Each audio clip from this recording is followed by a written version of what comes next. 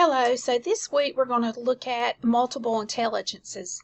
Multiple intelligences was developed by Dr. Howard Gardner, and when you're planning activities for early childhood education, you need to have an understanding of multiple intelligences because Dr. Gardner says that we all possess 8 intelligences. It's not how smart you are, it's what you are smart in.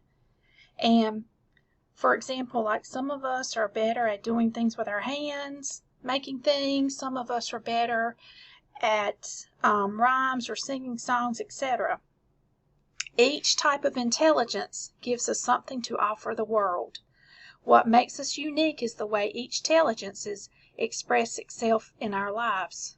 So, by recognizing multiple intelligences, we can help children enhance their individual strengths. So, for example, just imagine a grown person who could do nothing but write poetry to solve algebra problems. To do everyday things like drive a car or follow a recipe, a person needs to be smart in more than one way.